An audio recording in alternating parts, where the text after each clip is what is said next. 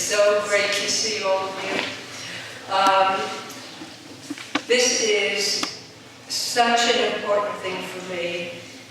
In 1969, when I was 29 years old, I was a flaming revolutionary in Berkeley, still am, not in Berkeley, and teaching my students that there is no consciousness after death. This is all there is, to join the revolution now. And I was in a car accident and absolutely shocked to discover that I was wrong. The experience I had of, which I didn't know that anybody else had ever had an experience like this. The experience that I had was so profound and so life-changing that when I came out of the hospital, I came back. I dropped out of graduate school, essentially for 4 years, and went on a spiritual search. So for me, this isn't, the reason that I do this is for severalfold. One is that I had nobody to speak to. For me, it was such a shock, and this is before books were written about this. And it took me 37 years to come out of the closet and talk about my experience. And the reason I did is because this person over here said, "Oh, Ellie, there are other people like you who had experiences like that." And the other big reason that I do this is that it reminds me of who I really am. You know, it's one thing to have an experience and see the truth. It's another thing to, then I came back to this body which is conditioned and has this history. And my whole life since then has been about making my way toward who I really am. And you wonderful people are helping me to remember that. So thank you so much for coming. And today we have a wonderful experience. We have two incredible people. Joyce Anastasia, who I met pretty recently. This is actually the first time she is giving this type of presentation about her NDE. So Joyce is a transformational leadership consultant, a peace ambassador, of social healing, and an intuitive advisor. She has 2 master's degrees, one in counseling psychology, the other in fine arts, and all sorts of certificates as an advanced intuitive consultant, a Monroe Institute trainer, a healing practitioner, and a multicultural leader. She's also the author of the book, Extraordinary Leadership in Extraordinary Times, in which she doesn't focus on the entity, but she mentions how it led her to this type of leadership. It's a much more spiritual type of leadership. And if you're interested, after the meeting, she'll be signing and selling the book in Unity Hall. So for more than 25 years, Joyce has been a multicultural psychotherapist. So she's been in psychiatric and educational institutions, in businesses, and private practice. She's also been a university professor, a corporate manager, a transformational filmmaker, wow, a business owner, socially conscious business owner, and an international intuitive advisor. She's traveled extensively in Europe, New Zealand, Australia, Peru, Colombia, and Egypt, and she serves as a bridge builder to integrate indigenous and Western ways of healing and knowing. So she's a real healer, as that's an amazing combination of left and right brain. She's a founder and CEO of the organization Lead by Wisdom, in which she assists entrepreneurs and corporate leaders to identify the greatest visions and achieve them. So we're so lucky to have her. Deborah, where are you? That's Deborah Winters. I'm sure all of you know her or have heard of her. She's been in San Francisco all her life, or the San Francisco Bay Area. In her childhood, she was immersed in music and dance. Her father played the drums. Her mother was a professional ballet dancer for the Oakland Metropolitan Ballet Company. So she developed a passion for music and dance at the theater at a very early age. She grew up listening to Ella Fitzgerald and Duke Ellington and Stan Kenton and Woody Herman and people like that. She studied voice and guitar and had an acting and theater major in college, and she's performed very widely in the Bay Area. I'm sure that most of you have heard her. And she will sell her CDs after this meeting. So let me tell you what the agenda is. First, Deborah will sing one of her beautiful songs. Then I will interview Joyce, since this is her very first time in this sort of meeting. I will interview her and ask her questions, which she'll answer. Then Deborah will sing another song, and we'll have a question and answer period. This is a time to ask anything you've ever thought about, like, why do we come to Earth? Is there reincarnation? Anything like that. And if Joyce doesn't mind, maybe if two heads are better than one, we'll try to answer. And the reason that we would be so, I won't say presumptuous, but we would be willing to answer is, I don't know about you, but for me, when I'm in that space, I can answer questions that I normally could not answer. Is that true? Yeah. Okay. Somehow we get into that space and it's almost as if we're there. Joyce, you found out at a very young age that you have interesting abilities that most people don't have. Would you tell us about those abilities? What happened? Ellie, you and I, first I want to say thank you so much for spending the time that you have to evoke things that I didn't even remember. So I really appreciate you taking the time to do that. And regarding my abilities, I didn't know that they were special abilities when I was a kid, but the first time I had a significant experience was when I was in first grade. And I had a vision of a classmate who was playing, not thinking about it, on the uneven parallel bars. And he fell off, hit his head, and died in my vision. It was really frightening. So when I saw him, I went up to him and I told him what had happened. And imagine you're first grade, I think I was 5 or 6 years old, right? And I'm trying to tell my classmate about this. And he just thought I was crazy. He says, that's so silly. So I decided to tell the teacher. And she said, don't you dare tell stories like that. About 2 weeks later, I was out on the playground and I saw this young boy who I really liked, playing on the uneven parallel bars, not paying attention.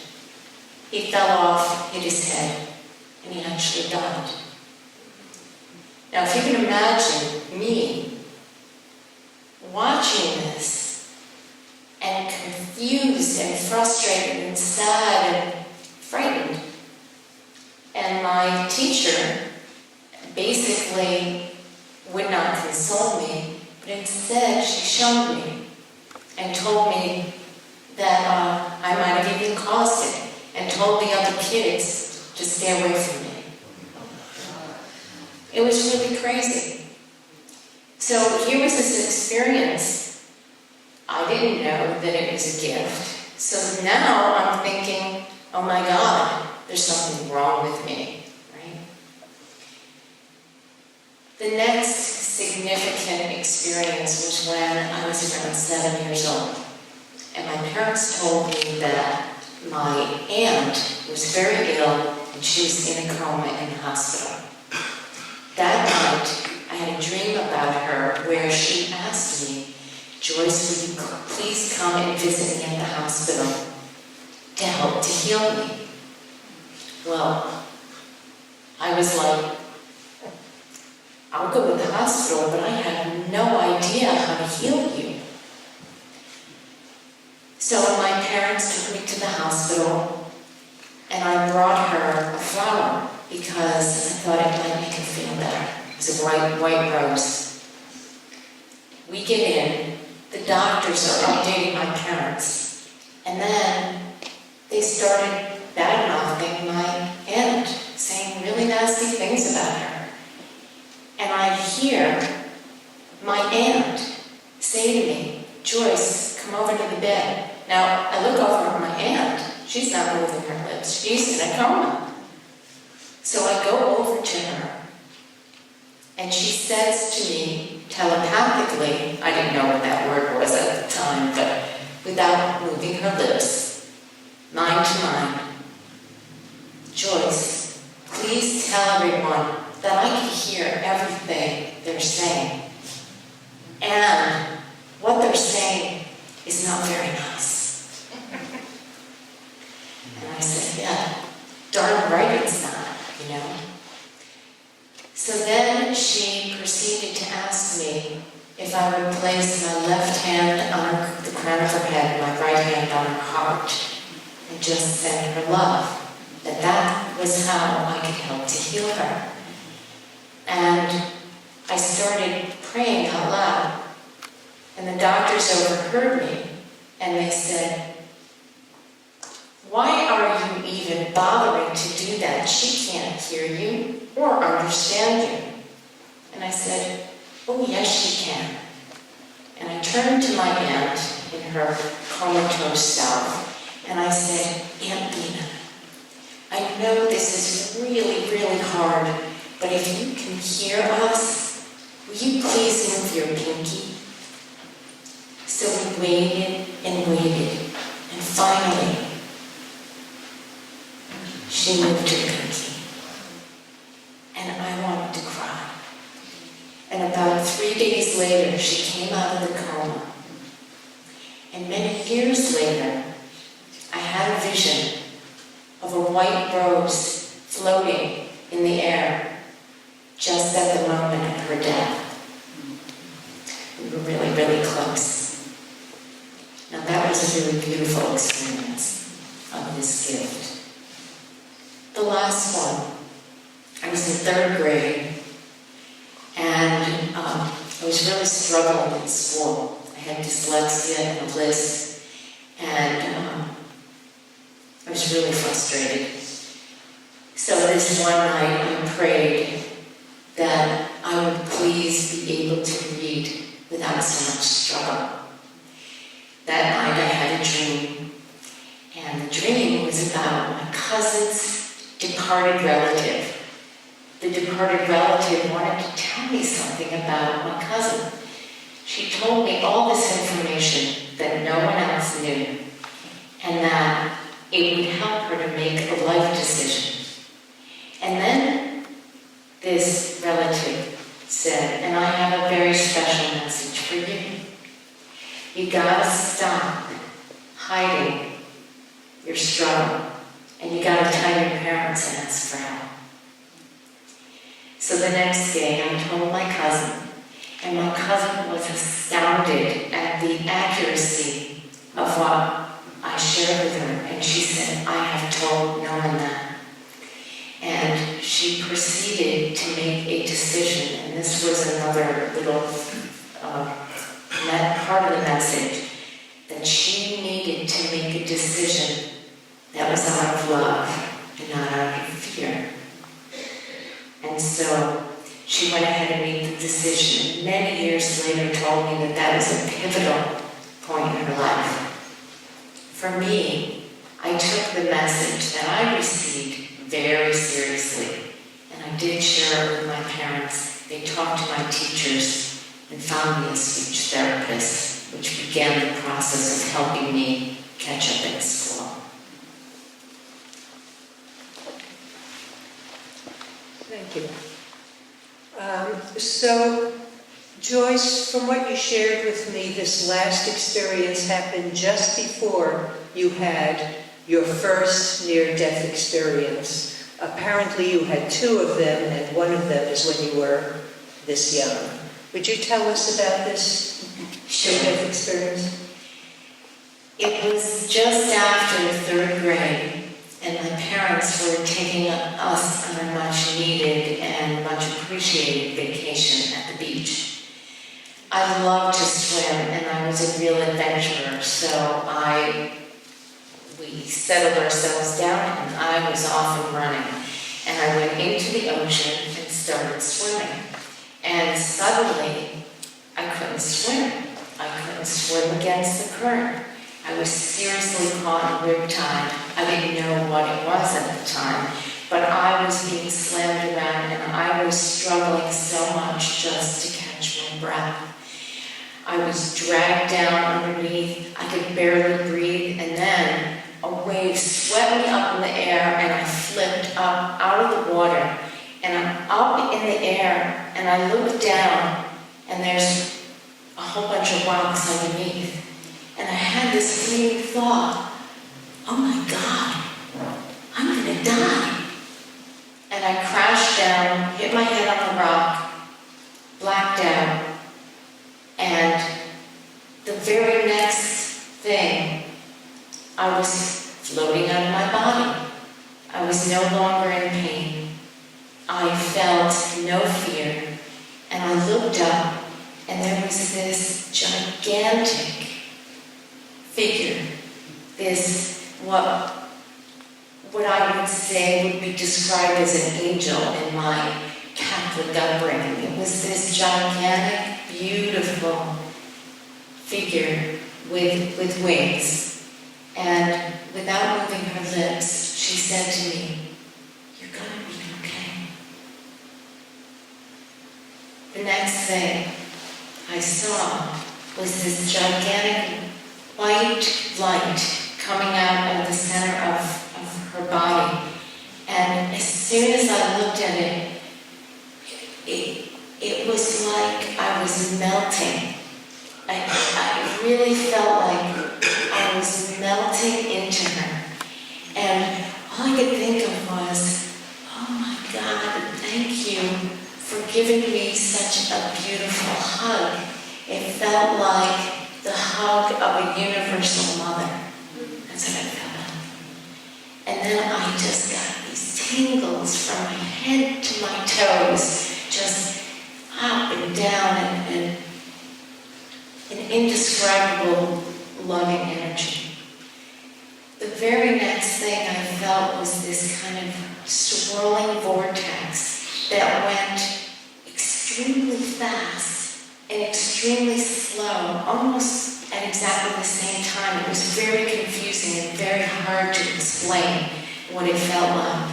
And I felt like I was in a roller coaster in a way, like, and then slow motion, like this.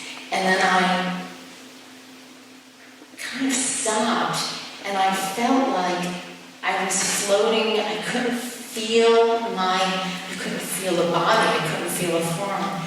But I was now in this misty, white environment. There's no other way to describe it, just this misty, white environment. And I looked off in the distance, and I kept going like this. And it was my relatives who had died that I was very close to. And they're waving at me. And just imagine, a kid, I was 7. And they're waving at me going, "Hi, Joyce. Wow, it's really great to see you." And, like part of me wanted to just giggle, like, wow, I didn't think I was going to see them again. It was this really delightful feeling. And I'm trying to remember exactly what happened next, but I felt like, in a way, they were greeting me so much, and yet the angel, I heard her voice saying, "Joyce, dear one, it's not your time." And in every cell of my being, I felt, I knew she was exactly right. That's exactly right. It's not my time.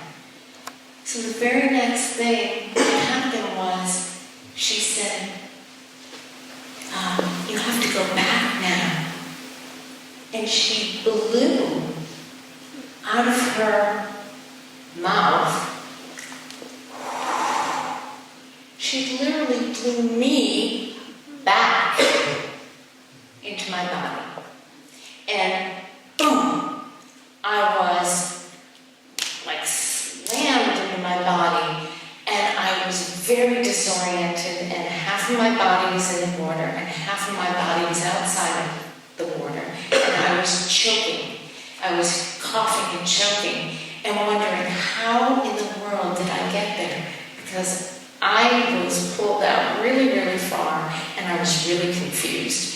And a medic lifeguard was holding my head and like looking really serious with all the medical equipment around, and a small group of strangers, and he just looked down at me and he goes, "Are you okay?" And then all the strangers, almost in a chorus, said, "Are you okay?" And when I finally stopped choking, it was as if there was nothing wrong with me. I was completely okay. They were checking my vitals and I was fine. And they said, "Okay, you could go back to your parents." So that was my first. Wow. And so how did this experience change your life, if it did? How did this experience make a difference in your life? So, very soon after this experience, Ellie, something odd happened. And I would have never thought that the near-death experience had any impact had it not been for this next experience. So I came home from school, and a cousin of mine who rarely comes over to my family's house came to drop off a book to my father. Now, my father doesn't read, so he doesn't read books, he'll read newspapers. So it was odd that she was bringing this book over. And she started to describe the book. And it was Edgar Casey's The Sleeping Prophet.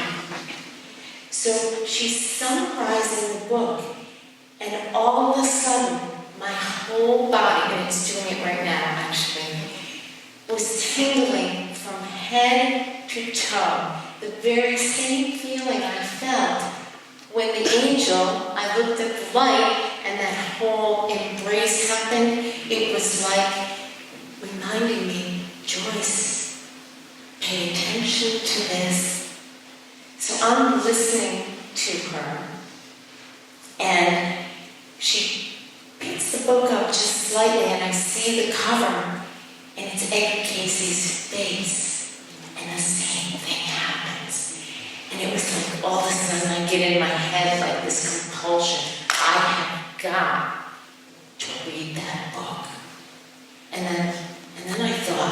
next thought was, how in the world am I going to read that book? I can't even read books that are at my grade level with letters this big. How am I going to read a book that's an adult book with letters this big? You're crazy, Joyce. This is a really bad idea. You're just going to feel bad about it. But I was compelled. I took the book into my bedroom that night, and not only could I read it, but I finished it 3 nights. 3 nights of reading, and I comprehended all of it. And my dyslexia is gone. Completely gone. It was gone from then on? It was gone from then on. So you now could read small print, and your dyslexia was gone? It was wow. gone. Yeah. And how about the content of the book? Thank you. Yeah, because this was also really important. So, of course, the content of the book, I'm reading the book and I'm crying because all of a sudden I thought, oh my God, there's someone else like me. This is like my life. I was reading my life. And how beautiful a human being Ayer Casey was, and how ethical, and how he wanted to use it for the utmost positive reason to help people to heal. He gave his life for that. It literally changed my life because I knew I wanted to be just like him. So not only did the NDE, like I went from dyslexia, having trouble in school, getting the worst grades that I ever did in 3rd grade, and never since then, to being able to read at my level and beyond, excelling in school, getting straight A's after that pretty much. And then being able to embrace who I was, that this ability was a gift and not a curse, and that if I developed it, I might truly be able to help people in the world. It was really profound for me. Wow. And then, in 2001, you had another experience, and I won't say near death, but of consciousness after death. How old were you then? You were an adult? Yes. It was somewhere around 1996 to 97. That you had, but your death experience was 2001, right? Or not?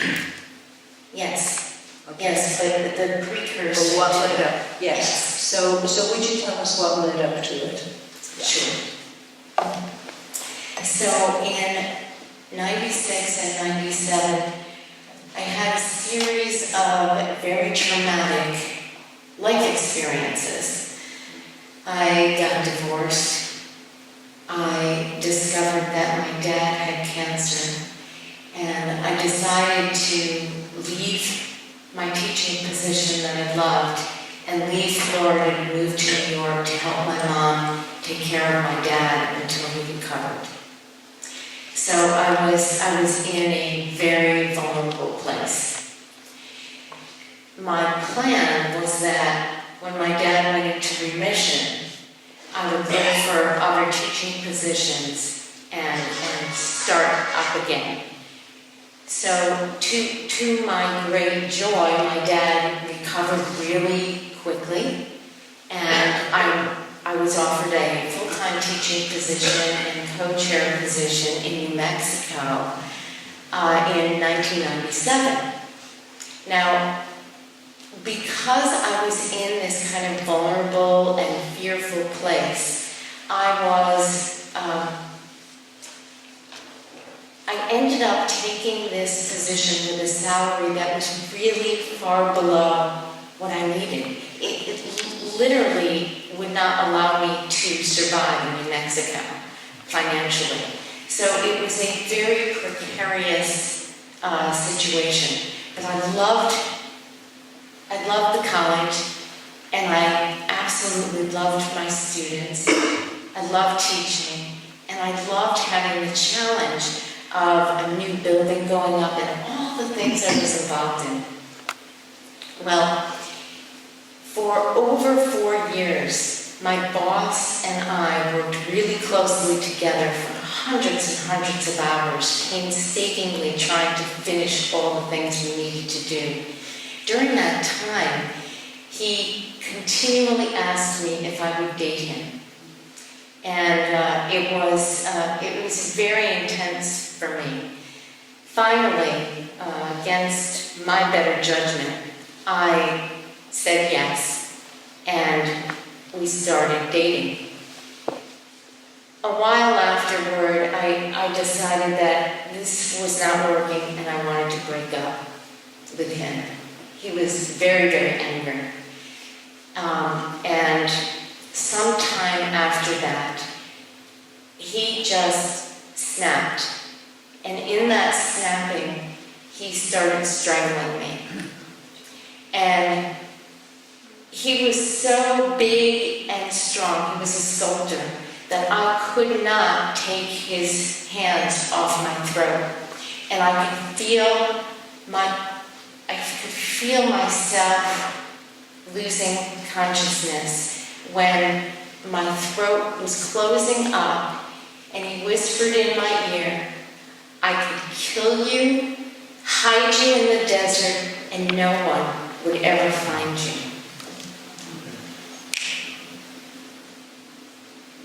I lost consciousness and was out. And then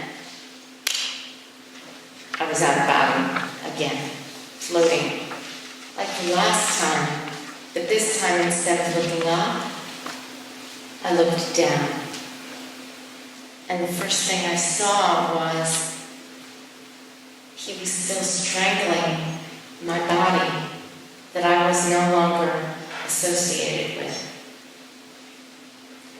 And instead of like maybe a fear response, at that point there was no fear, there was calmness, and I actually was relieved that I was out of my body because it was so painful. Not only painful physically, but painful emotionally. How could someone do that? You know?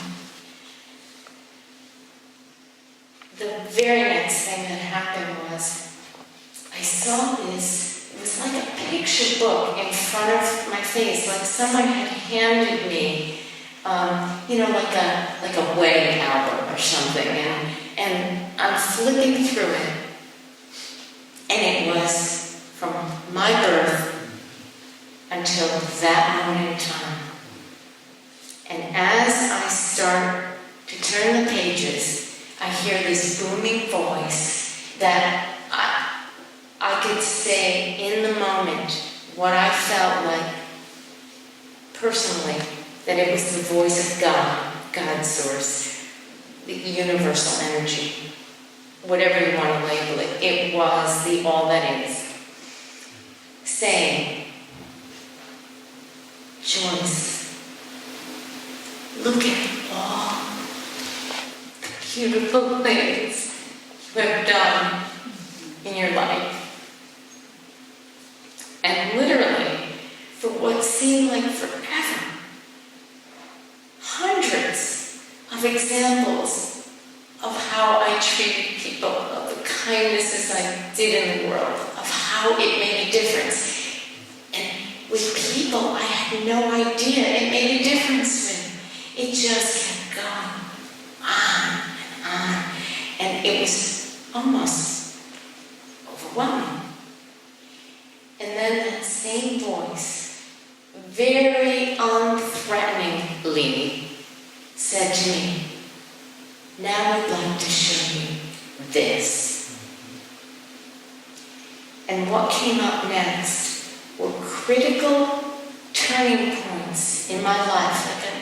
handful, a dozen maybe, of times when I made decisions, excuse me, when I was operating out of fear.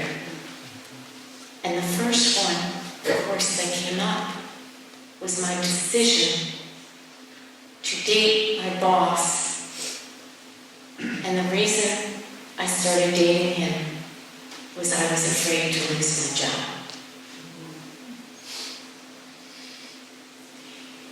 And there was no judgment, except my own judgment of myself. These images were being shown to me to help me to understand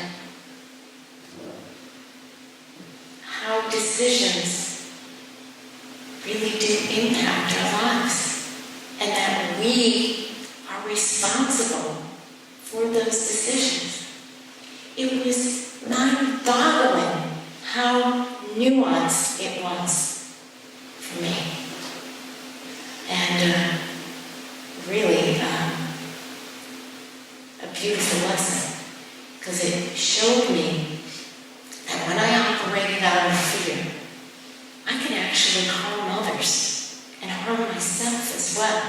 And that I actually contributed to that event happening. And others, too.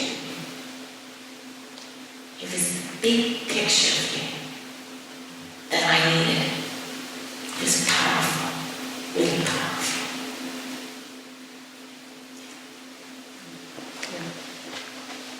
Yes, and what happened next? Tell me what you mean.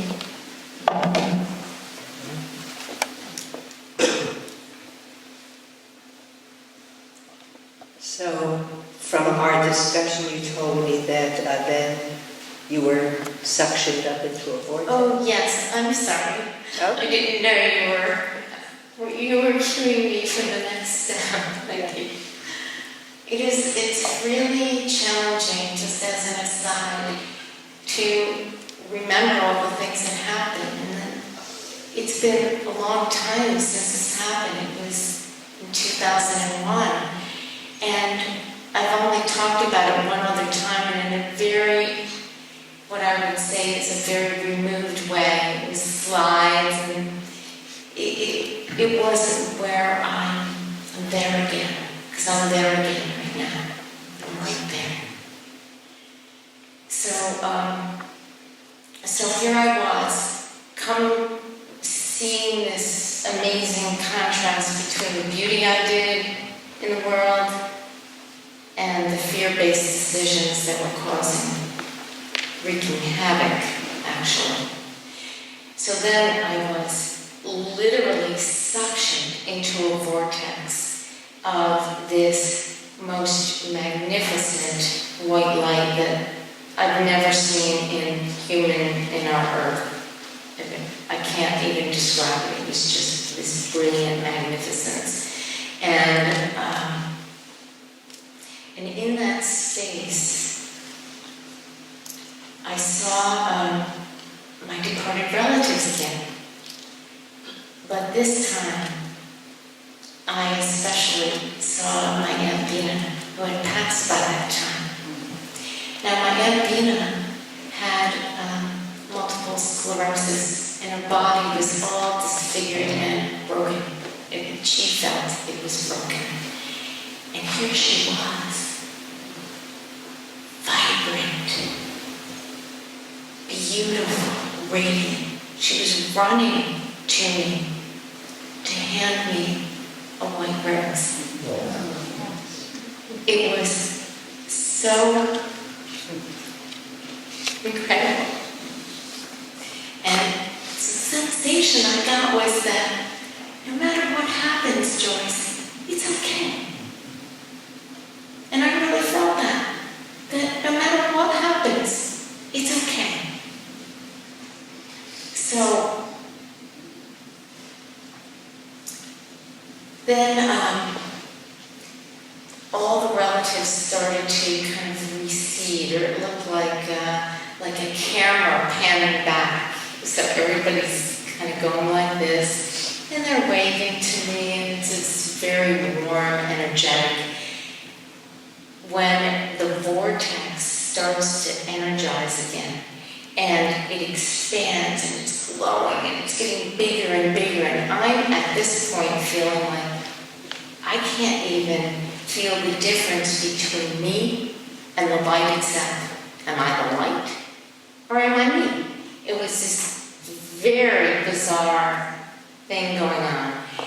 And then out of that light, these beings start to emerge.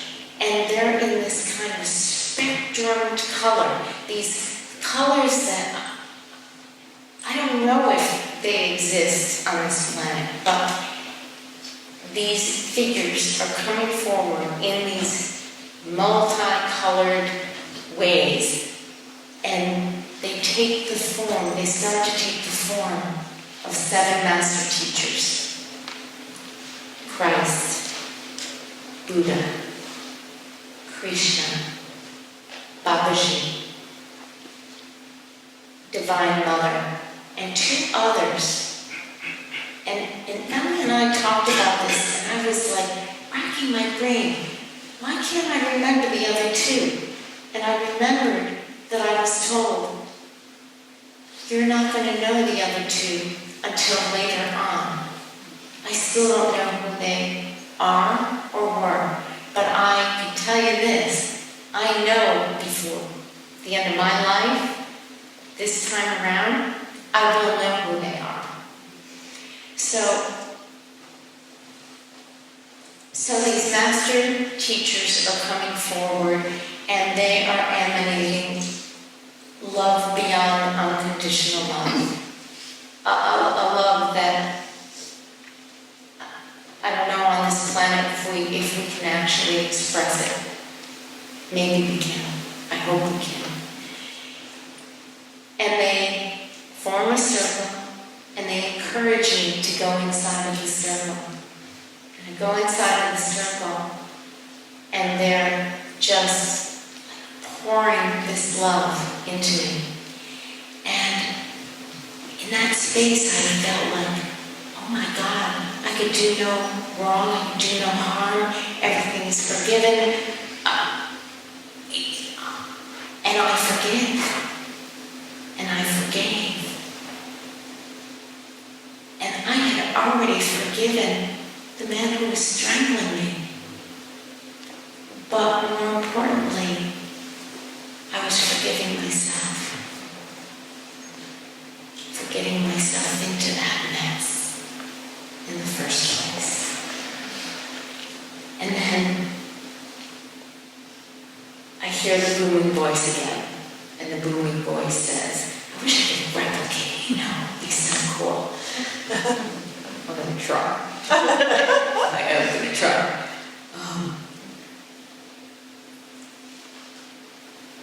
Joyce, would you be willing to allow us to give you universal wisdom? That's what it sounded like. I'm being asked this question. I was like, are you kidding me? Yes! Thank you! And literally, like, instantaneously,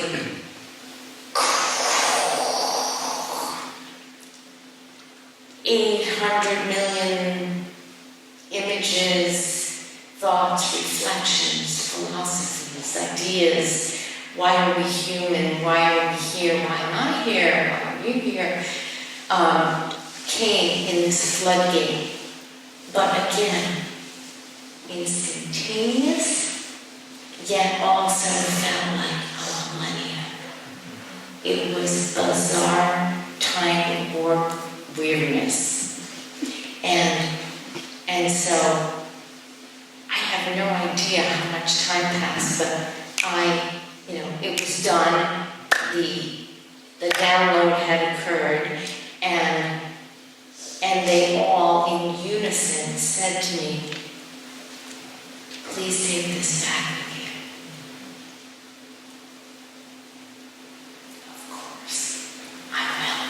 Please help me to remember it, And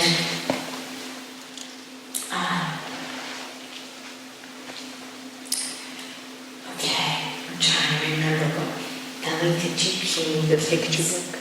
Oh, yes, thank you. So, after the download occurred, then all of a sudden I was popped back to where the picture book was. But this time, it was totally different. All the pages were blank. And I reacted just like you, fascinated, like, why are the pages blank? And then all of a sudden, I had this thought of, wow, this is incredible. My current life is connected to all my past lives and all the lives of my ancestors, which determines my future.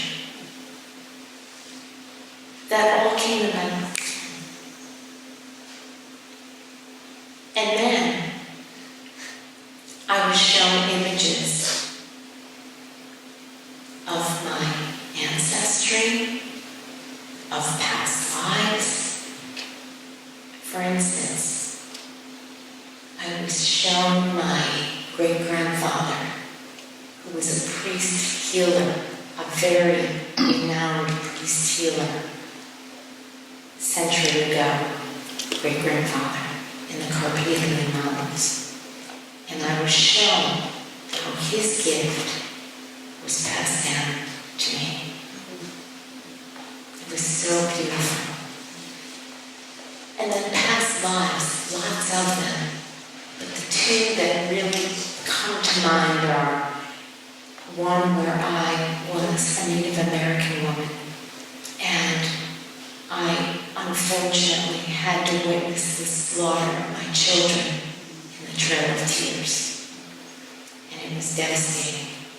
And just as an aside, a lot of the work I do in my life brings together Native and Indigenous peoples with Western ways of being and leading in the world. So it was very interesting for me to experience that.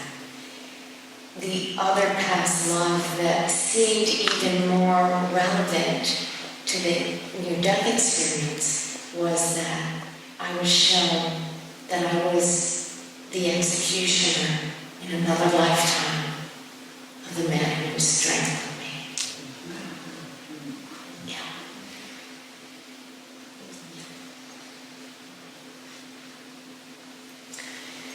So, You heard the booming voice? oh, yes. Can you remind me, please? You'll be absolved of the crime. Oh, yes, thank you. So, as all this was going on, and I was looking at the blank pages, I couldn't quite make the connection fully. I could feel myself trying to make the connection. And the booming voice came and said, Joyce, all of your past lives, your ancestry, and your current life, you will be absolved of the karma of those, of all of those, if you return. If you return. And when that was sent to me, I just had this feeling like, thank you. It was like this unraveling of the DNA, an unraveling of the double helix, and freeing who I could be, freeing my soul to make better choices. And then the booming voice said, Joyce, you have a choice this time. staying with us, or you could go back. And I instantaneously remembered the master teachers showing me what was the original reason why I came on earth in the first place. And they reminded me that I came because I was to help bring heaven to earth, to balance spiritual wisdom with loving leadership, with loving and ethical leadership, and to do it within and through our sacred bodies. Because you can't do it there like you can do it here. And I knew immediately that I had to come back. So I said, I need to return. And as soon as I said that again, instantaneously, what did I see? My boss strangling me still. And all of a sudden I thought, oh, by the way, let me add, can you help me out here now? A little bit of help.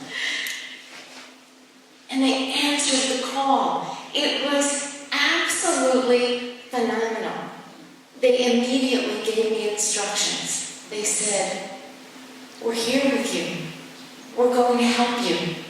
We're going to take our hands and we're going to put them over your hands. And together we are going to pry the man's hands who is strangling you off of your neck. And as soon as that happens, you are to grab your purse for identification and run as quickly as you can, and don't look back. So, boom, I was popped back into my body. All the pain I felt in my neck returned, and I immediately took my hands, and that invisible force laid their hands on my hands and pried his hands off of me, this 6 foot, 280-pound man. And I ran, grabbed my purse, ran out the door, and did not look back.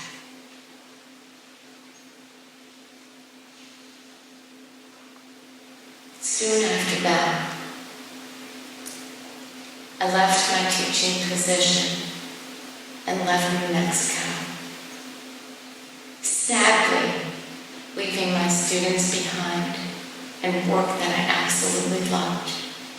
But I felt in the depths of my being that whatever was happening, whatever came next, I was going to be supported because I was going to make choices out of love, not out of fear.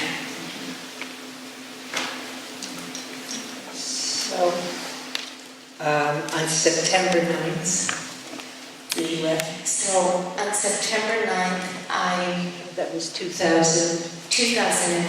September 9th, 2001, interesting date. And I packed everything up and started driving from New Mexico to New York. Now, I have scoliosis, so I can't drive very many hours at a time without being in severe pain. But I was compelled to drive as much as I could without stopping for some reason. And I arrived on September 10th at midnight, avoiding the catastrophe that occurred the next day, 9/11. It was another miracle. Wow. So, Joyce, how was your life different after this experience? Well, this one was, in my opinion, even more significant significant than the last one, because what this taught me was to live my life so consciously, and that every decision that I make really makes a difference. And that I began to be very discerning about the decisions I made, asking myself the question, is this out of love or out of unhealthy fear? And if I couldn't answer with love, then I'm not going to do whatever it is I was thinking of doing. It's been amazing. And in addition to that, I feel like it excelled, it enhanced my capacity to hands-on heal. It enhanced my ability to walk between dimensions and worlds and to speak for people's benefit with their departed loved ones that they don't have access to. That's been a real joy for me to do. It's and maybe perhaps most importantly, the work that I do as a transformational leadership consultant and as an individual consultant, I believe was a direct result of that near-death experience, because everything that happened was about abuse of power, or how you use your power. It was about truth, telling truth. It was about ethics and losing my own moral compass about how I made a gigantic decision to date someone I didn't even have an interest in. What am I doing, right? So it also gave me compassion for myself and for others, and helps me in my work with other people to allow them not to judge themselves, but that instead to encourage them and enhance them to live more meaningful and healthy and ethical and loving lives. So, just before I ask the next question, did I hear you say that you can do hands-on healing? Yes. And that I just want to make sure I heard you right, and that you can access different realms and dimensions? Yes. And speak with other people's departed relatives or loved ones? Wow, and you can see with like X-ray vision? Oh, yes, this is a very important one. One of the most interesting additional things that happen is, when I get asked to go into a corporation or a company, it is as if suddenly I have X-ray vision about where the issues are, where the core issues are, and being able to see very quickly where the problem is. It's like a light gets shown on it suddenly, and the same thing with personal issues. So, in my work with people, I try to be very disarming, and I tell them, I can't help you unless you be totally honest with me. And if you're withholding something from me, but your higher self trusts me, you're not going to be able to get away with it, because I'm going to be showing it, and then I'm going to be saying to you, are you forgetting to tell me something here? It doesn't always happen, but a lot of times, especially if it's an issue that's causing the problem in the first place, Wow. that you're trying to hide, like we all do it. I do too, That's why I went through all of that. Wow. So this is amazing, and I'm sure people later will ask you more about that. But But I'm wondering, what is the wisdom you brought back? So,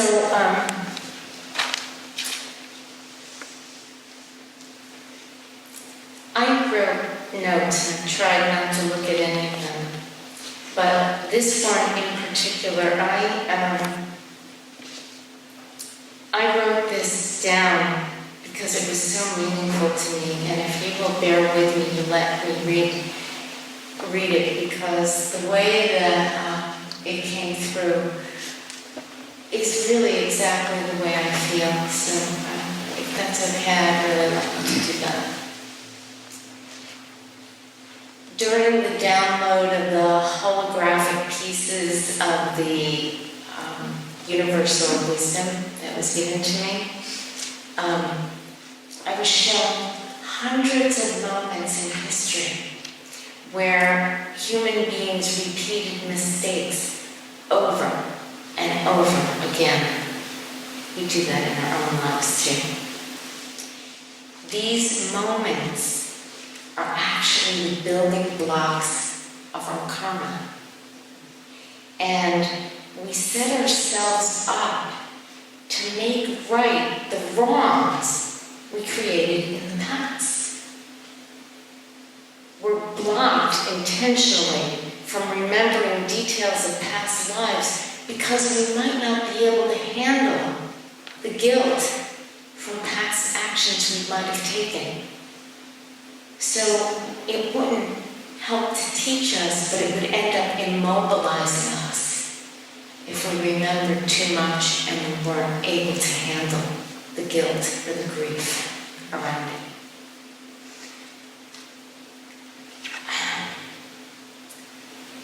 We're not judged at all. Instead, we're brought to an awareness of choices, how they impact others and our responsibilities now and over the course of our lifetimes. And it's not a responsibility like a burden, but it's a responsibility of joy. Like being responsible for our own choices can actually make us really joyful about our lives. I was shown how choices, even the minutest ones, can make a tremendous difference. You don't even know what the impact of them are for ourselves or others. And that Earth is a planet that allows for cycles until we learn what we need. And every human being is unique, yet we're connected and whole. We're being asked, this was so important, this was like a laser beam message. We are being asked to stop fragmenting ourselves. Stop fragmenting ourselves. You know, I encourage you to ask yourself what that means to you, because I've asked myself a lot. What does that mean?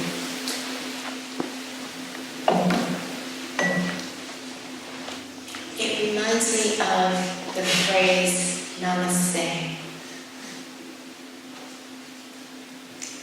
We need to treat all parts of ourselves as beautifully as we'd like to be treated and as we might treat other people.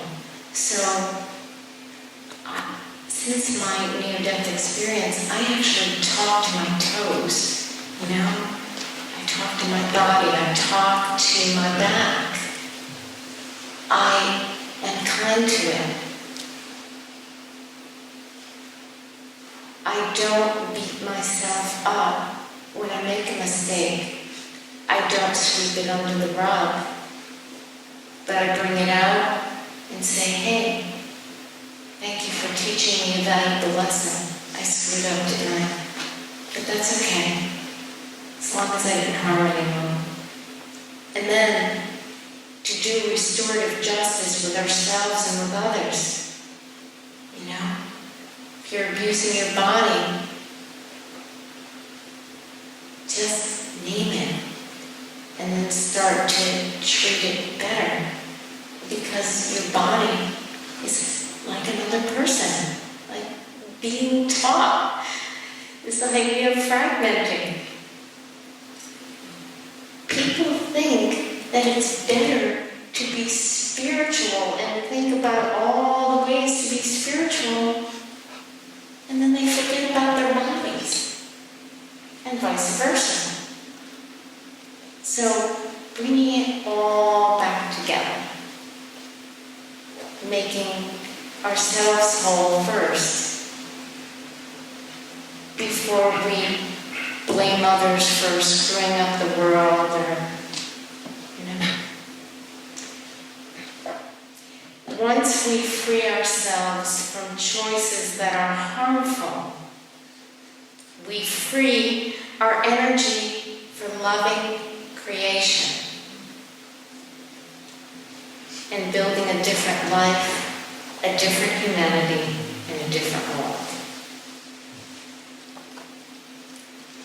And then the last thing was a last message I got that I remembered more than anything, and it is that no matter how awful an event, because the experience I had was an awful experience, but no matter how awful an event or experience may feel or appear, we're not alone.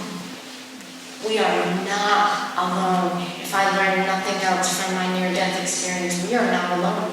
We are being watched over with the most exquisite loving kindness. And we can get through anything, and we can even get through it with joy and hope.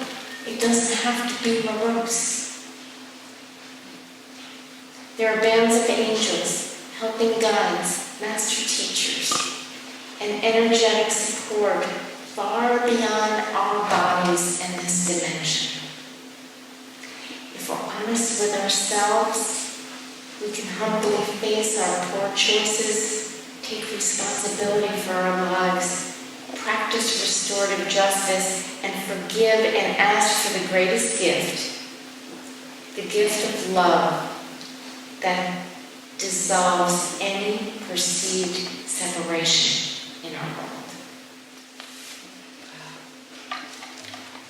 Joyce, thank you so much for bringing that to us.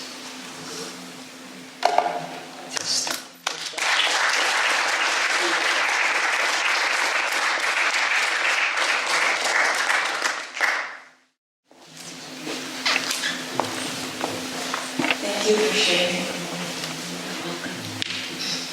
Do you have any advice on how to feel the difference between,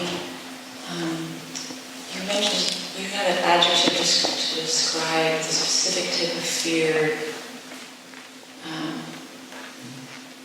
So there's times when we're fearful about a decision, but it's actually good to kind of make a leap.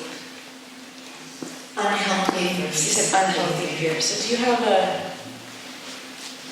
any advice on feeling into the difference?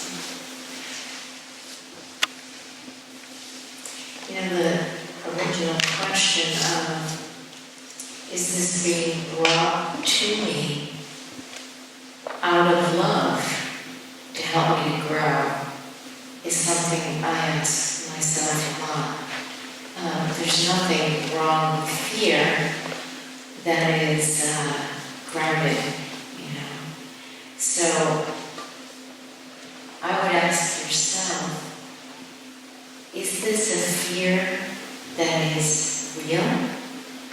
Is it a fear that's just perceived by you and there's something else lying underneath it?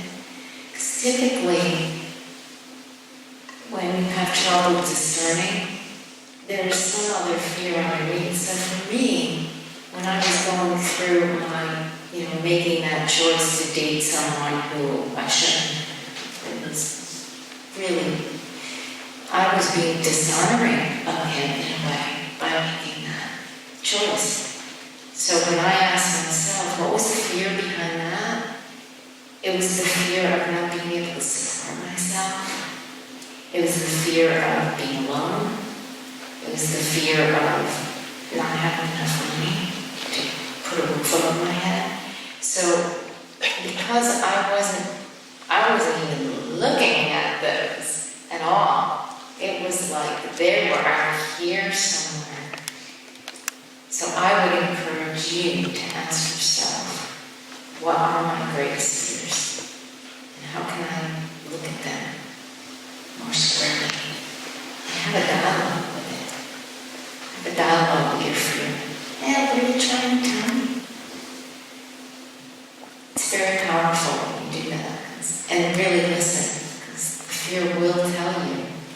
Maybe there is something that the fear needs to tell you. Yeah, you're spending too much time over here and you're doing this over there.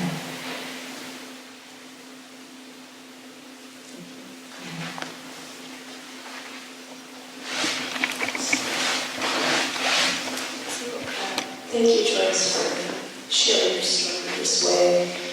It's so profoundly meaningful and inspirational.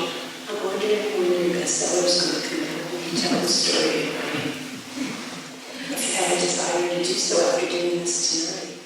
I'm sorry, say that again. Yeah, so I just said your story, both in life, your life experience and your death experience are so profoundly meaningful and inspirational. I'm wondering if after tonight you've had any thought about when your bestseller is going to come out. I was telling Ellie before, just before we were coming here, a couple of hours before we were coming here, I just wanted to thank her so much because it's just so bizarre. I told Byron a little bit about this, is that, growing up with the beautiful gifts that I've been given, the psychic gifts, the ability to see things that people have not developed yet. I think everybody's capable of it, but if they're suppressed so much they can't go anywhere with it. That I didn't need to do this, but it was like, well, my near-death experience, I didn't even write it in my book as a near-death experience. That's how disconnected from it being this profound thing. And so thank you, Ellie, for bringing that to my attention, because it really is a very special thing. And I think because it was so wrapped up at the time that it happened, and especially 2001, of me being traumatized, that I wasn't even able to see it as that, but to just heal from what had happened, if that makes any sense. So I do think after working with Ellie and just working with the material myself and remembering, it just actually made me feel really beautiful. It felt really beautiful to work with it and to share it with all of you. Thank you so much for listening so deeply. I really feel you with me as if you were there. I really appreciate that.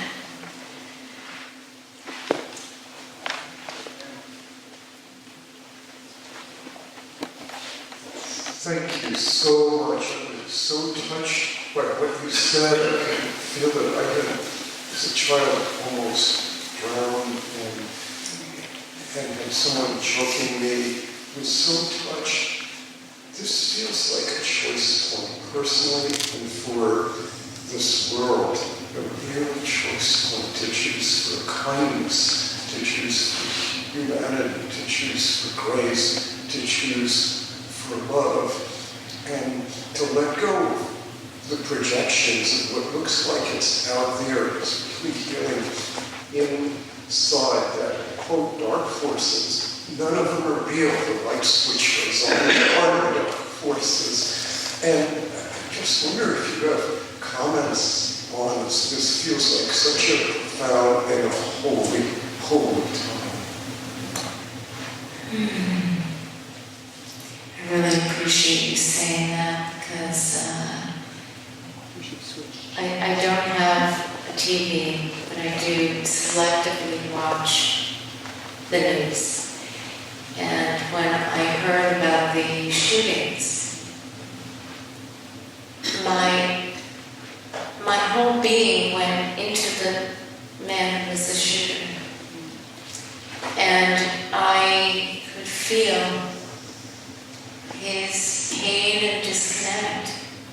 He can't respect and honor himself, let alone anyone else in the world, because he was never taught to. And I think that each of us have our own responsibility to do it with ourselves, but if we know of young people in particular, but all of us adults too, we may have all had some really horrible traumatic things as, especially as children. And just a loving touch, I know, makes a huge difference. I spent this morning with a man who created the organization called Mentor Me. Inc. It is an amazing organization. Now here's a man who was former military, used to work in the nuclear industry, decided as he was observing people that the best CEOs are the ones who are mentored one-on-one. So he started this program. And he said, I'm just going to monitor it for 2 years.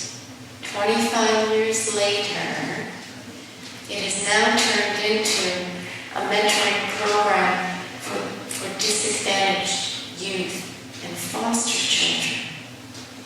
And witnessing the testimonials, just hearing this man, I was like, I could feel the impact that it had just by thinking about how important this is. Being able to touch people. I have students who call me I haven't seen in years.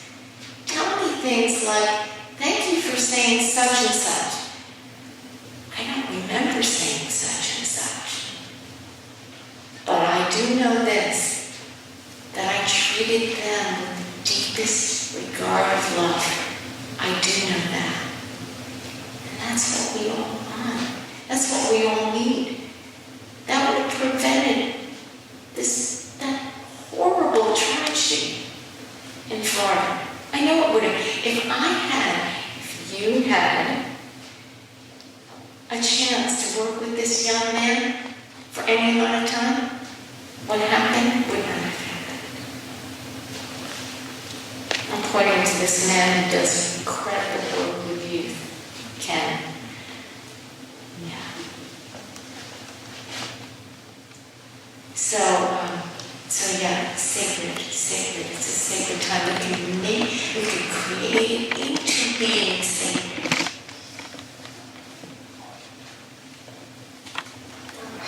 Thank you. I'm very interested in reincarnation, and I've been to a lot of these talks, and I'm just very, very fascinated. And each person presents it in such a personal way. I love the passion and the way. I did feel like I was, seeing things through your eyes. So thank you for that. And I have like a question about reincarnation. So, well, I actually have a two-part question, if I could. My question about reincarnation is why, for example, would somebody choose to be reincarnated? Like, for example, a woman in Saudi Arabia. Why would somebody choose that? Like almost complete lack of freedom. And how does that? Like what? If you choose the family, the place, the country, everything you're born into, why would somebody choose that? I mean, it's hard to imagine how you could grow in such a restrictive way. Like I'm just picking that is one example, I'm sure there's many others. It's a great question, and I can only speak to it from my personal perspective, but and I'm sure there are a million responses to this, but I love that question because I've thought about this a lot. You know, why did I choose to come in this life with scoliosis? You know, and or why does someone choose to go in a restrictive country? Well,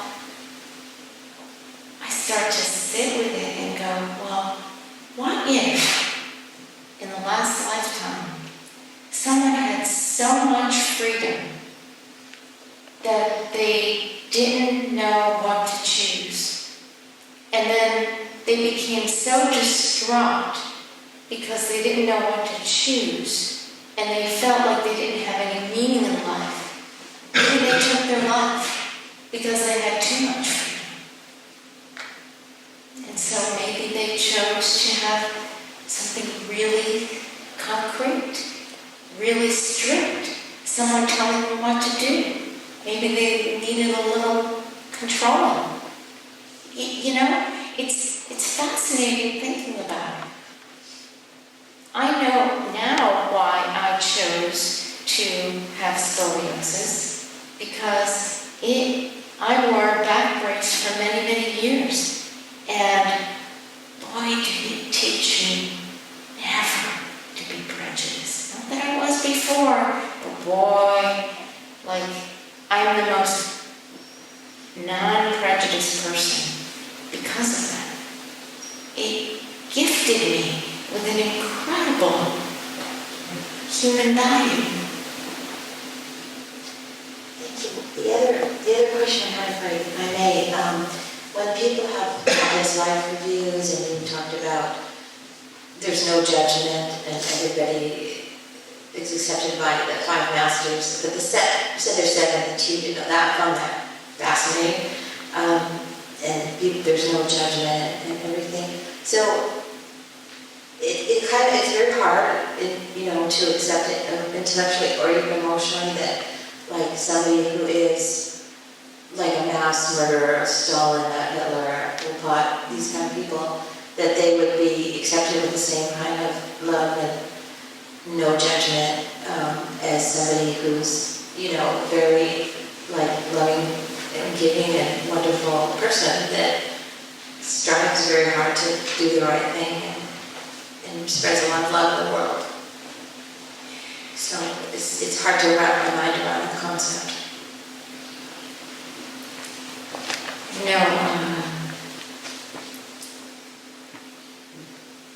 know how there's this expression that we all meet our maker with our own individual place and space that we're at. I believe that that's what happens, and I believe that even those who do heinous crimes, they probably judge themselves in that going through the pearly gates,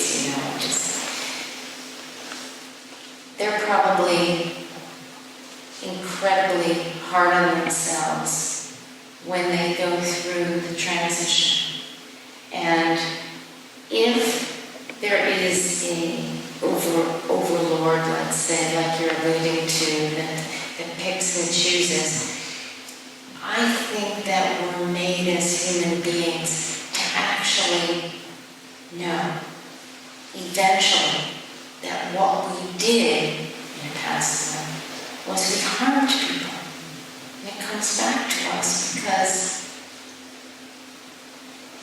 I don't know about you guys, but when you do something that harms someone, boy, do you celebrate? Does that feel good?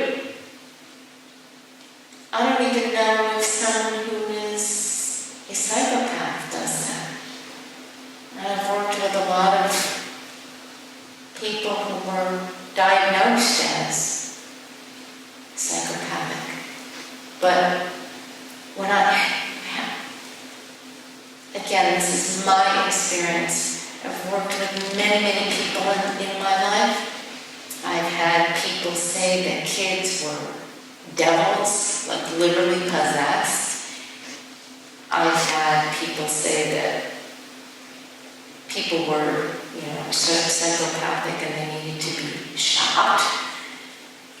And then when I speak to them and really get beyond all the layers, we all have these filters, get all beyond the layers to the core being, I want to say soul, the core essence, the core of who they are.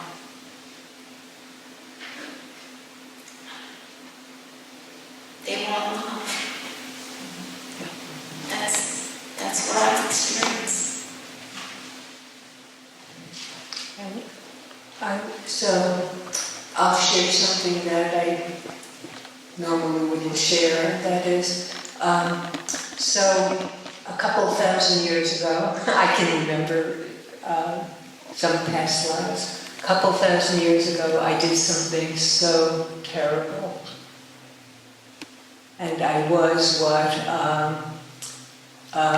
that had a very terrible effect on lots of people. And I wasn't a very good person. And I have a lot of stuff. I mean, there are lots of times in between that, but I have a lot of stuff that dates back to that has happened to me. And then I think, because I have the ability to do that, I think, okay, what can I learn from this? And I'm shown the connection. I say, oh, now I understand. This is why this happened to me, and this is what I can learn from it, and I can go to the next step. I don't know if I'm being very articulate, but I guess the problem, and I think I didn't articulate this very well, the problem that I cannot wrap my mind around is somebody like a Stalin who could be directly responsible for tens of millions of people and so much misery that spread as a result. How could that be balanced out in the universe? How can there be a balance? How can one person cause so much ever balance out the great harm and suffering that he caused? How is there balance in the universe when some person causes so much evil? Okay, so I'm a Holocaust survivor, and Hitler and all of those guys caused a lot of harm to me and my family, and to millions of people. And I'm learning that, to be very superficial about it. Hitler was partly Jewish. And he was rejected from art school. I mean, imagine if he had gotten into art school, our history might be different. But it took my task was somehow to learn to feel love even for him. And I think I've come to that. That was, for years, a big struggle for me.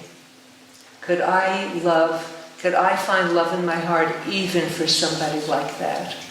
So that was a big teaching for me. And I think that I've gotten to that point. It sounds so superficial to say this. I would have to write a book and give it to you. But that's, along the line.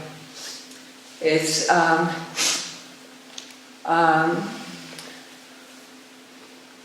when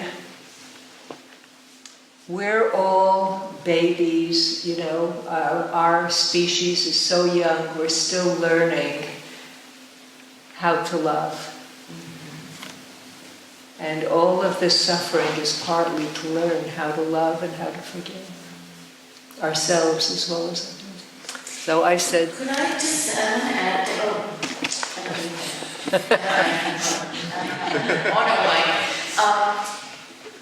Ellie, I love what you said as an example, and it also reminded me that it's so easy to judge other people, you know, and we all have propensities to make errors, to make mistakes, and yes, in our eyes, we don't know the whole picture. We don't know what good comes of things that seem horrific. We just don't. And it doesn't mean I'm condoning it. I'm certainly not. But I would rather spend my energy and my time not condemning, not pointing fingers, but using that energy for creative, loving exchange, if I can.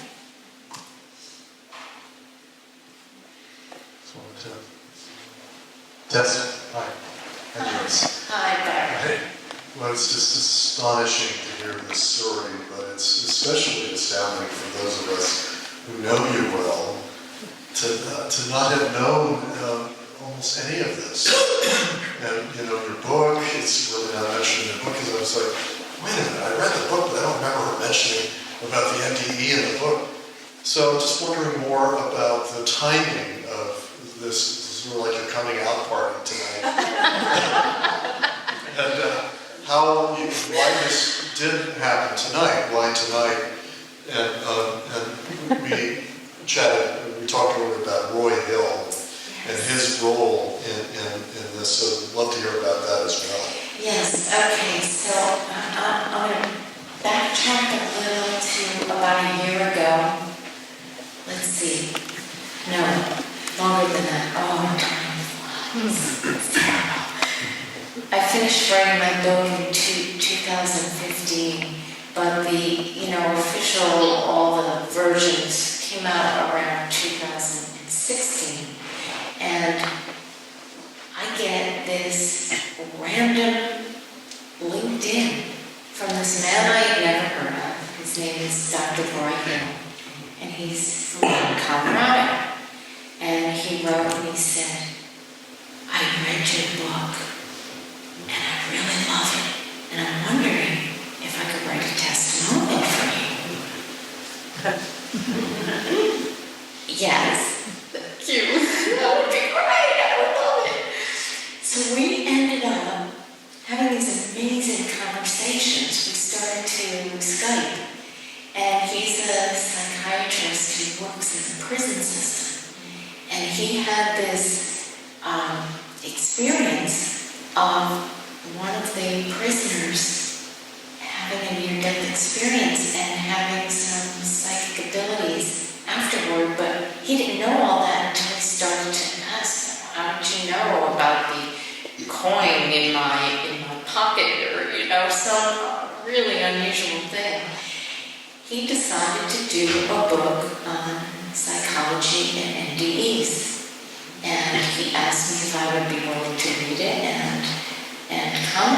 And I did, and I loved it. And so he then said to me, because I think he was afraid to beforehand when he first read my book, clearly one of the stories is the story of me being strangled, but not anywhere do I say it's a near-death experience in the book. It wasn't that I was trying to avoid it. It wasn't a term that was in the forefront of my mind. I just didn't even think of it. So then he says to me, Joyce, do you realize, you had a near-death experience? And then we start talking, and then we talk about the other one, and he goes, I want to have you come out to Colorado. Well, I had never talked about my near-death experiences. So instead of doing it like this, and I actually, just to let you know, I asked Ellie if she would do it this way instead of a formal presentation, which is what I did in Colorado, with these slides and this kind of fanciful way of doing it, and got the audience involved in doing other things. But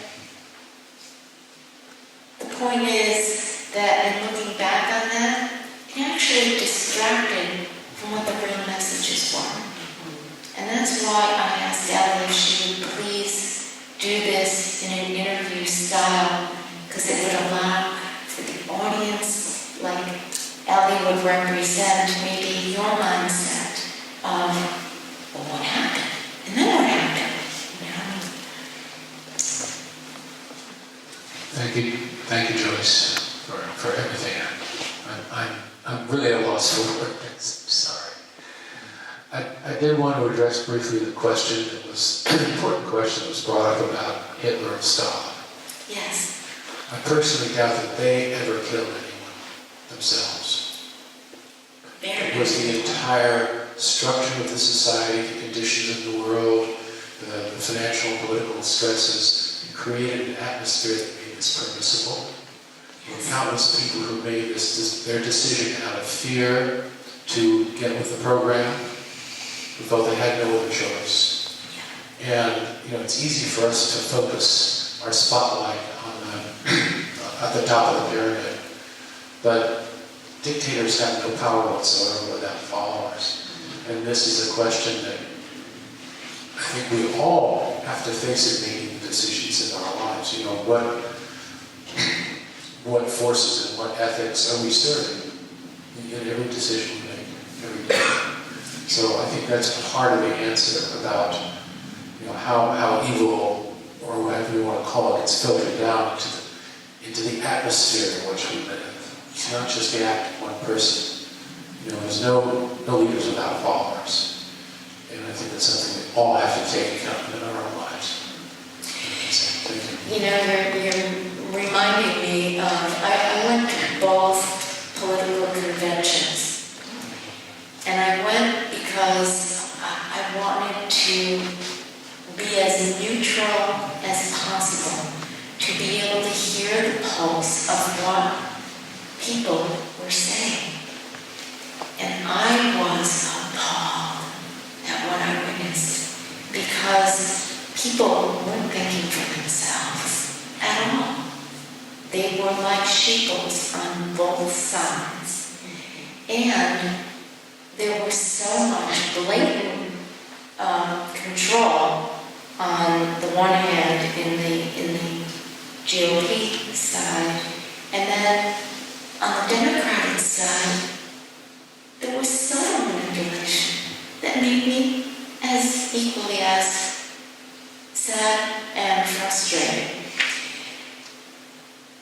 Getting to your point though too, I cannot tell you further how weird it was when I came back from those conventions. And, it was, things were unfolding, and then finally the election. And people who I knew were saying, I want to kill Trump. And they meant it.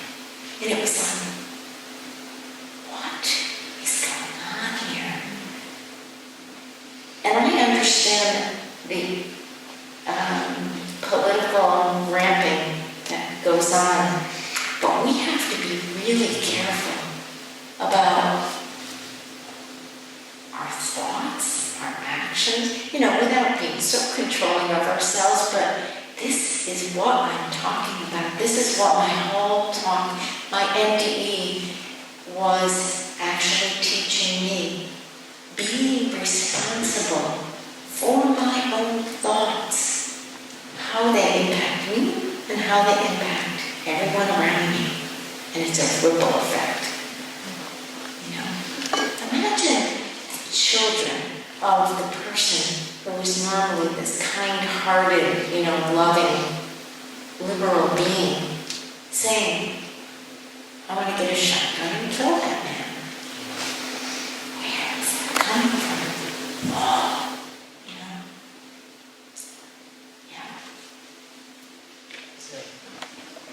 So just really want to thank you for your talk tonight. And I've been involved in supporting these type of talks for quite a few years now. And the reason that you particularly, you're so articulate and you're able to communicate so people can really feel and hear you. And I believe that if people could just hear more of this, maybe if they're not afraid to die, they won't be afraid to really live.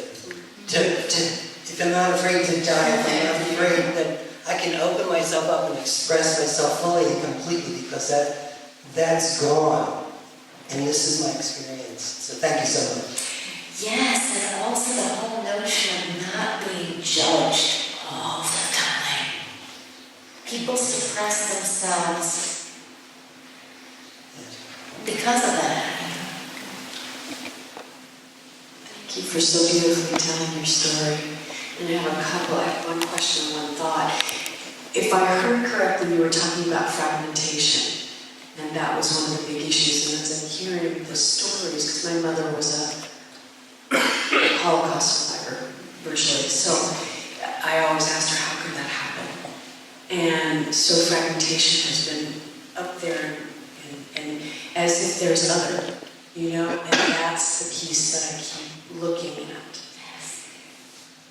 So the other question that I have is, when you're working with leaders in companies, do they know about your skills? Do they have any idea that you're tuning in? And I ask that a little selfishly because I do similar. So I was curious how you do that. It's a fine line, and it depends upon who I'm working with. Like, I'm a real proponent of balancing intuition and logic. Years ago, literally decades ago, I used to do workshops on this, and it is still not accepted in corporations. It's ridiculous. Literally, let me think about this. It was 1980 that I did my first workshop on balancing intuition and logic in the workplace. And this is what happened, and it still happens today. It was at a Chamber of Commerce meeting. I had to beg them to let me do it. Beg them. And they kept saying, no. So finally, I did a deal with them. I said, I'll tell you what, I won't bother you for another year if you just let me do one and see how many people show up. Well, there were more people at that workshop. 60 people came, and normally they had about 30 at their events. And a lot of men came. And they came up to me afterward when all the people were around, and they would go like this. Joyce, I didn't come here for myself. I came here for my wife. And what she'd be fascinated with. And then when they were not in the office anymore, they would call me. It was crazy. It was really crazy. And it still happens today. But there is a movement, I would say like maybe 5 to 10% of corporations here in California that are starting to really ride a wave of this. And they're starting to say, hey, there's something to this. There's something to meditation and helping conflict resolution. There's something to yoga and keeping our bodies tuned so that we can be better performers at work and all that. Yeah, thank you.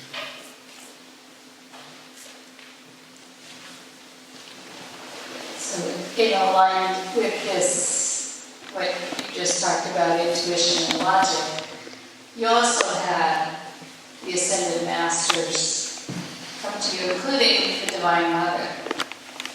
And I do a lot of celebrations and events around the Divine Mother and the Divine Feminine, and I see it really rising and coming in strong.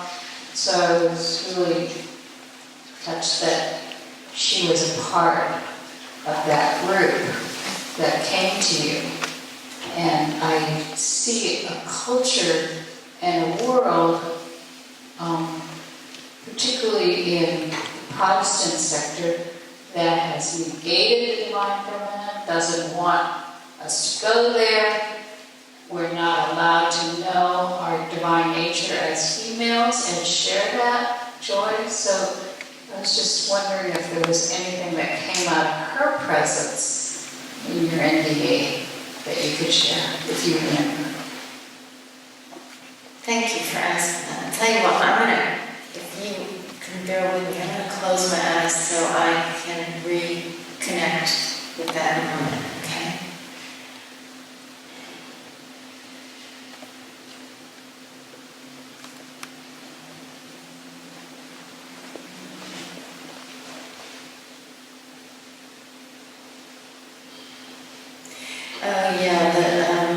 One of the things that kept coming up is that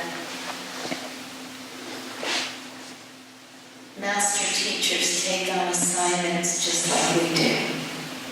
And that the Christ master teacher was sharing with me how literally cells vibrate at a different frequency when they feel loved. And then the Divine Mother, so Christ's role is perhaps in part to teach about love and love in the body, etc. The Divine Mother, when the Divine Mother came in, the main thing that kept coming up was stewarding our sacred planet. That we have been gifted with this planet that we're not stewarding very well. And just like with stewarding our own sacred bodies, if we could also loop in the sacred earth, then it would be vibrating at a different frequency and not having so many hiccups, challenges. So Sacred Mother. Yeah. Mother. Yeah, exactly. Yeah. Thank you, Joyce, and thank you, Ellen. I wanted to ask about frequencies. I started reading about it when my husband was ill, and know that there's certain frequencies you can play for healing and feel like you heal amazing. The night before he died, I played a different frequency. I went through the different frequencies because every night I felt, even though I felt like he was healing, I felt like he was actually healing to leave his body. And at night I would say, okay, God, he's in your hands. I've been done what I could. Of course, he's in your hands all the time. But, now I'm going to sleep. He's in your hands. And I played a different frequency. And I can't even find the frequency I exactly played, but it was one that releases guilt and lets your body change and gives you peace. And he was alive and awake and aware until the very, very last few minutes. And he squeezed my hand. He looked at my hand in awe, took both of his hands, which were super weak, squeezed it so hard. And this spot here 31 times. I don't know what that means. I don't know if anyone else knows what that means. I don't know if I'm supposed to know. Someone said it's 3 plus 1 is 4. It's change, it's balance.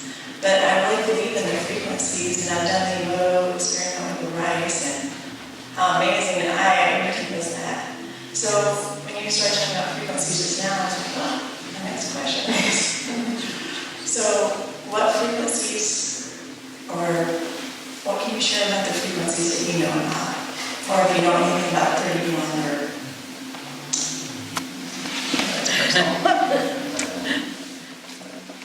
One of the ways I notice that I am different from other people in the consulting world and the intuitive session world, is that I really do my sessions customized, because as much as people say we're all unified and we're all together, and we are, we're all connected, but the reason why we're in separate bodies is because we are each unique. My first business was called Soul Prints, because I believe that, like our fingerprints, our souls are unique to us, and we are also connected in this beautiful way. So, frequencies for me, I use frequencies a lot. I went to the Barbara Brand School of Healing actually after my near-death experience, and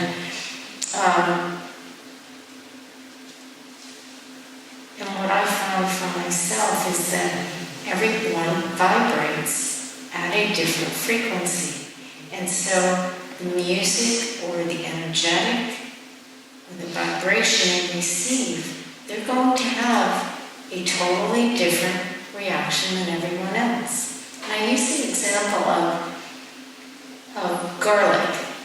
Now, I'll tell you why. There's this general expression that garlic is good for you, right? It's the best thing for you. It also wards off evil and all this stuff. I am really allergic to garlic. It just does not like my system, and I clearly don't like its vibration either. It just doesn't jive. So, does that make garlic bad for everyone? No. Does it make garlic bad for me? Definitively. Am I going to eat garlic because everyone else is saying garlic is really good for you? No. So, vibrations, I literally teach people to understand what their vibrations are. I used to make customized meditations for people so that they could listen to them for whatever issue they had. That tape that someone has, or that MP3 now, cannot be used by another person. It can be, but it's not going to have the same positive effect, because it's like a doctor, homeopath.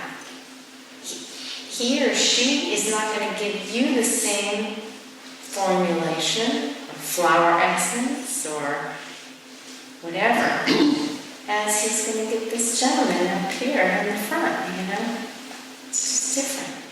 So, and then the 3-1. I studied numerology for a little while, but I also felt like I don't like putting things in boxes. So, just like everything else, like animal symbolism, right? Yes, or dreams, or dream symbolism. You could get the generic, and that's great, there's nothing wrong with that. Like hummingbirds mean joy in your life, right? But a hummingbird, when a hummingbird comes to me, it means you better get working. Come on, get back to work now. You know, it comes to me for different reasons, and I encourage all of you to find out what your symbols are and what do they mean to you, in addition to whatever ancestral explanation is for whatever it is. Because you're unique and amazing. So I would sit with 3-1. Ask yourself what that means. Maybe ask the person who signaled it to you.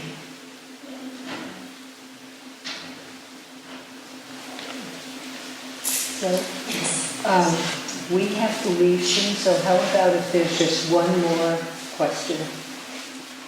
I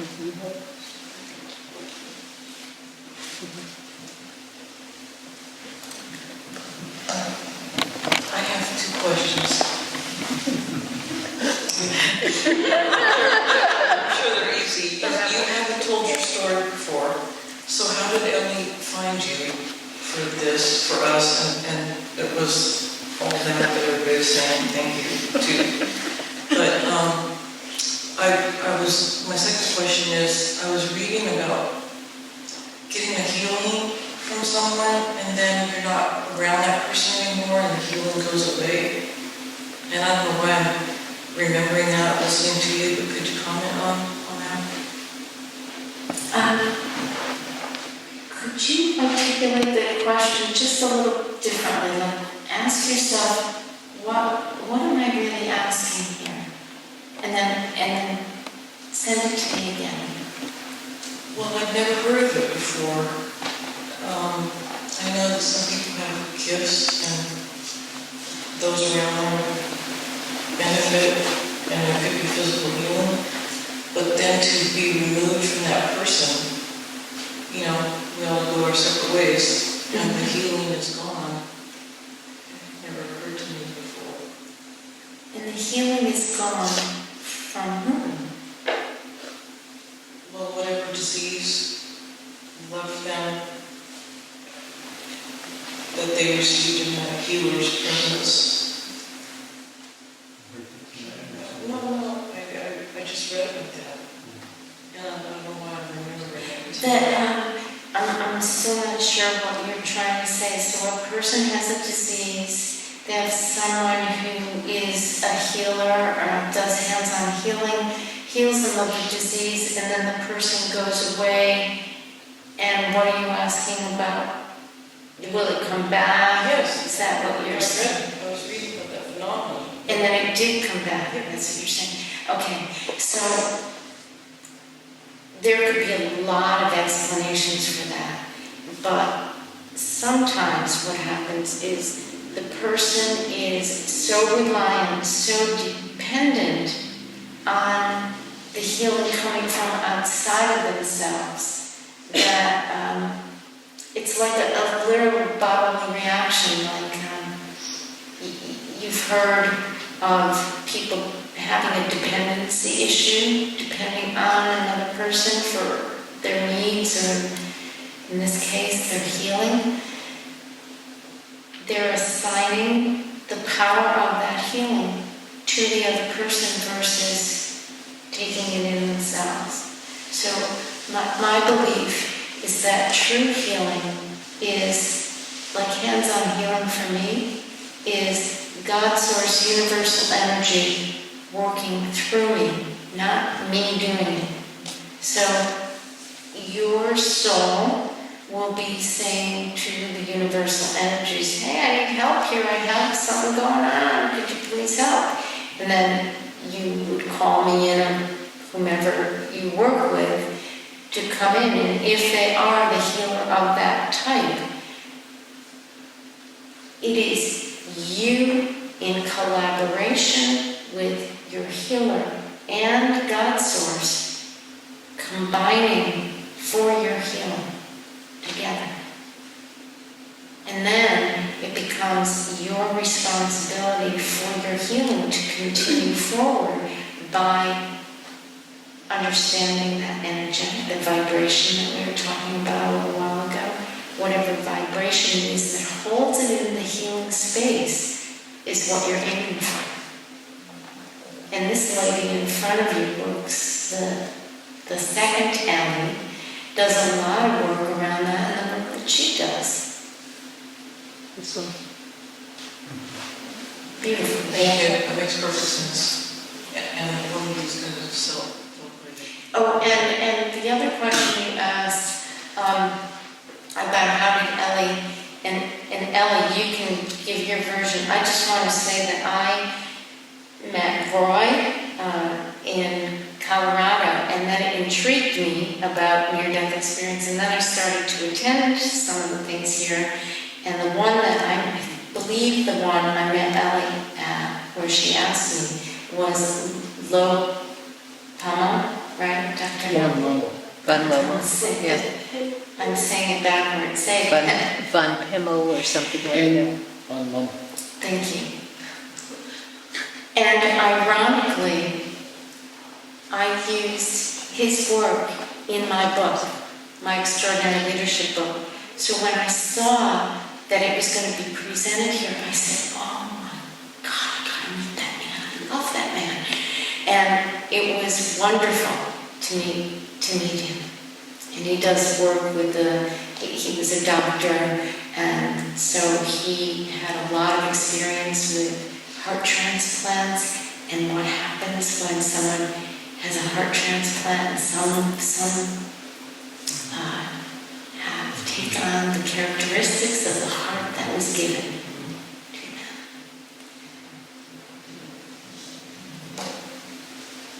So people call me and say, can I tell my NDE? Then I interview about 5 people for every person who ends up on the stage. And also I keep my ears open for, a mutual friend who happens to be sitting here introduced us and said, Ellie, she had an NDE. So I asked her about it. But now, we only have the sanctuary for another 10 minutes, so I would like to end this here and have Deborah sing, and then all of us can go to Unity Hall and have snacks and conversation and ask Joyce personally all the rest of your questions.